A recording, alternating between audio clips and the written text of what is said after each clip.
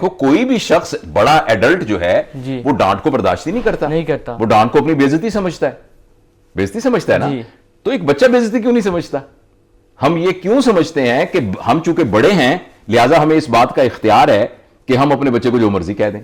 تو ڈانٹنے کی تو دیکھو ڈسپلن کرنا اور بات ہے، اس کو اس کی غلطیوں کی نشاندہی کرنا اور بات ہے. اگر فرض کرے اس سے کوئی گراس غلطی ہوئی ہے تو اس کی نشاندہی کرنا اور بات ہے. اس بچے سے یہ پوچھنا کہ بیٹا آپ اس وقت سب کے سامنے آپ نے کھڑے ہو کے پیشاب کیوں کر دیا؟ تو میں ذرا آپ سے پوچھنا چاہتا ہوں، دیکھیں نا ایک بچہ آپ کے سامنے مہمان آئے پیشاب کرنا شروع کر دیا آپ نے تو، اور بچہ 3 سال کا تھا 4 سال کا تھا.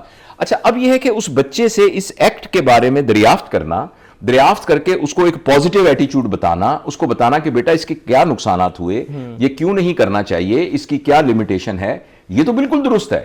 لیکن ڈانٹنے سے ہمیں ساری ہیومن سائیکالوجی اور خاص طور پہ چائلڈ سائیکالوجی یہ بتاتی ہے کہ بچے پر کسی قسم کی تربیت میں پازیٹیو ایفیکٹ نہیں ہوتا. اور اگر ہوتا بھی ہے بعض کا ڈانٹ سے ہو جاتا ہے کہ تھپڑ پڑے گا، جس کو ہم ایکچولی پاولوفس پرنسپل کہتے ہیں نا، کہ کسی کو آپ نیگیٹو ری انفورسمنٹ یا پازیٹیو ری انفورسمنٹ کرتے ہیں